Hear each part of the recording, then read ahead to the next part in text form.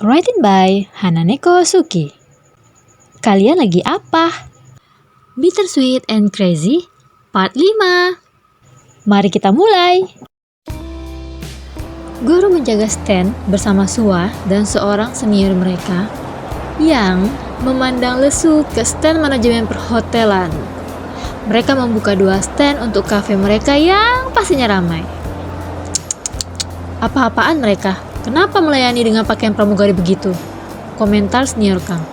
Sua menghembuskan nafas dalam memperhatikan pajangan mereka yang masih lengkap. Ada peralatan makan, pajangan, dan vas bunga.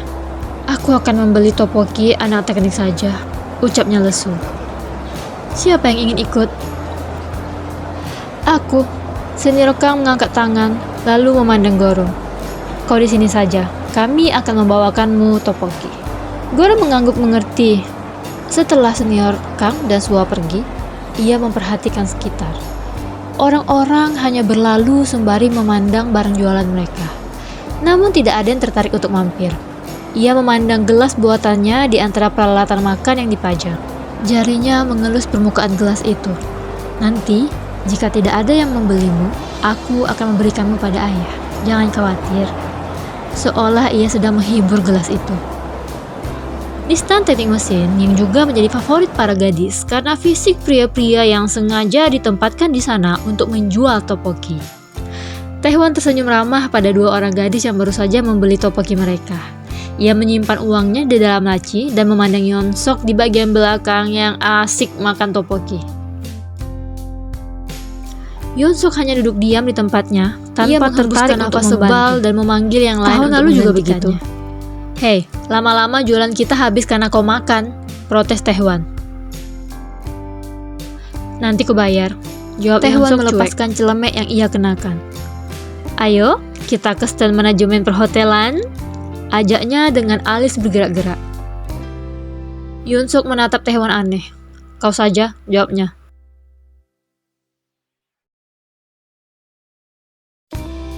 Taehwan menghembuskan nafas sebal, lalu mengambil piring topoki dari tangan Yeonsok dan menariknya keluar dari stand. Yeonsok hampir protes saat ditarik, tapi ia malah melihat Sua dan seorang gadis lain memesan topoki mereka.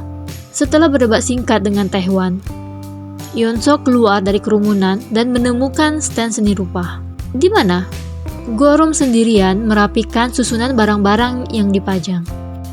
Taehwan berhasil mengejar Yeonsok dan tertegun melihat stand seni rupa.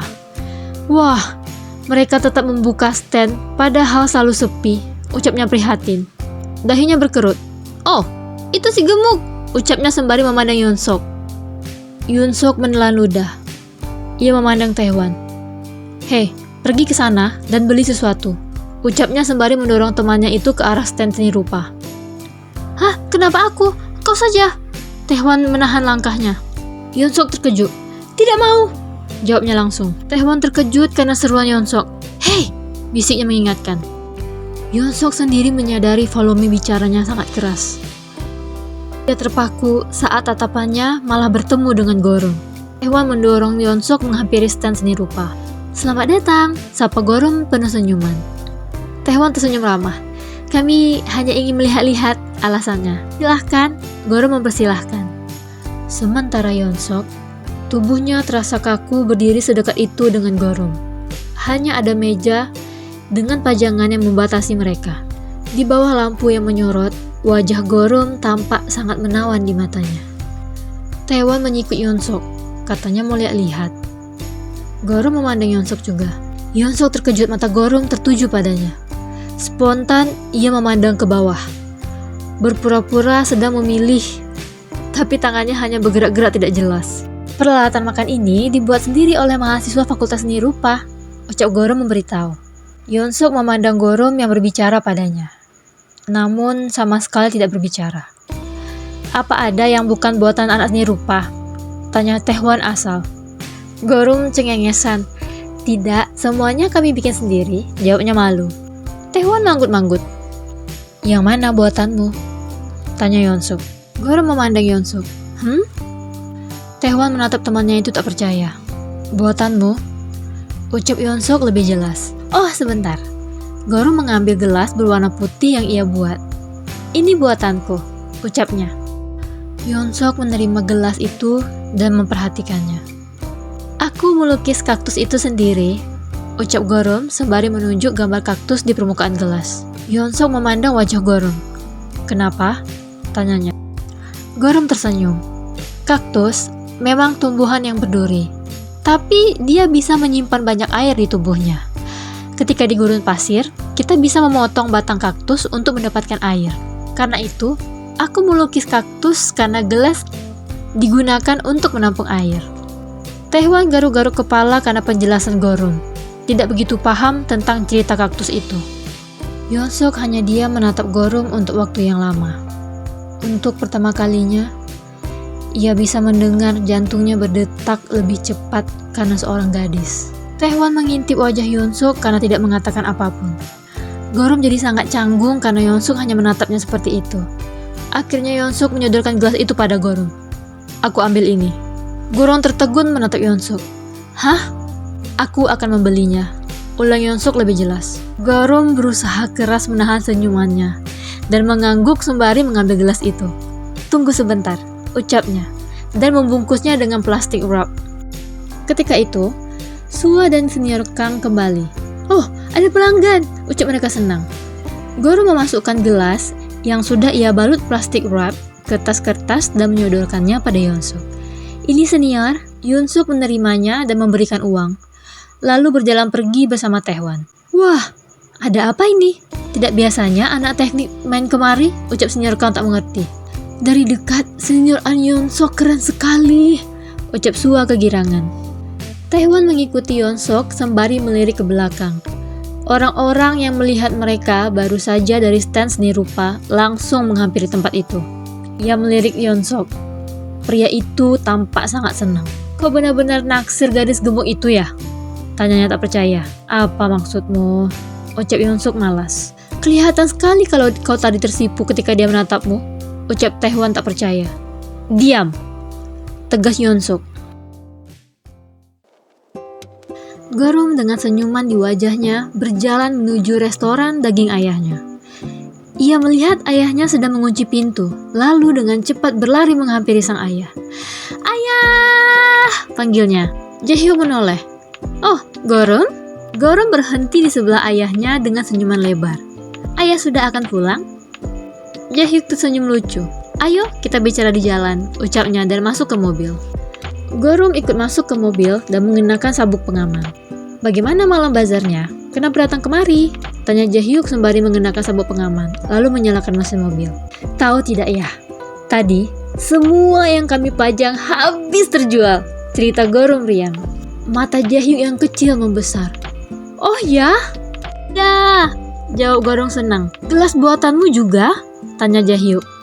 Tangannya memutar setir mobil dan menginjak pedal gas. "Ya, gelasku yang pertama kali dibeli. Lalu orang-orang mulai berdatangan untuk membelinya," cerita Gorum lagi. Pasti orang-orang itu melihat betapa bagusnya gelas itu. Lalu mereka buru-buru untuk beli juga," ucap Jaehyuk mengeluarkan teorinya. Gorum tertawa kecil. "Tapi aku senang sekali ya," ucapnya.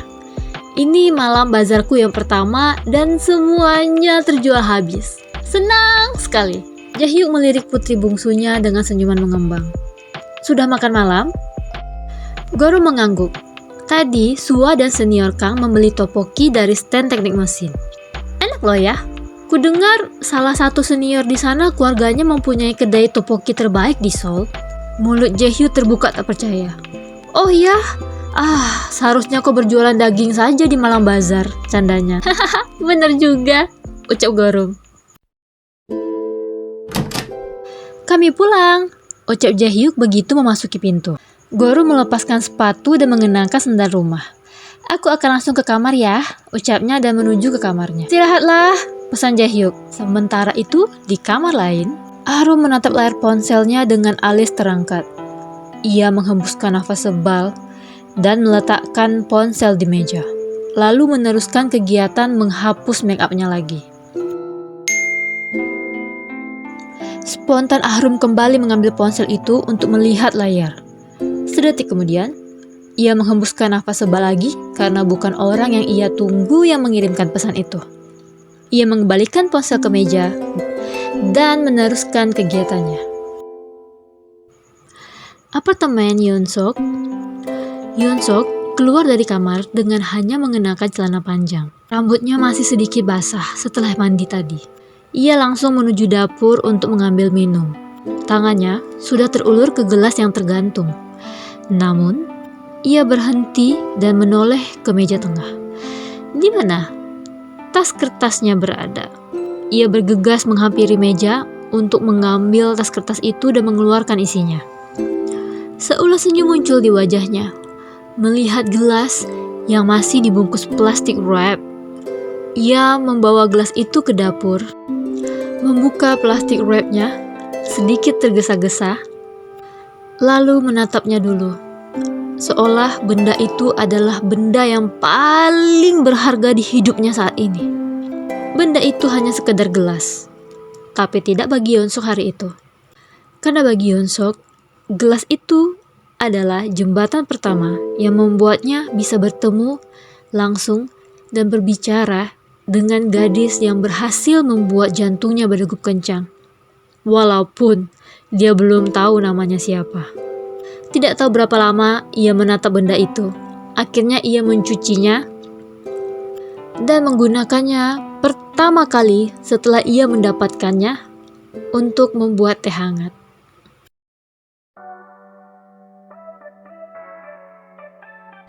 Coba apa yang terjadi selanjutnya ya? Aku upload hari Rabu, Kamis, dan Jumat. Jangan lupa like, subscribe, dan komen. Berjumpa lagi di part selanjutnya.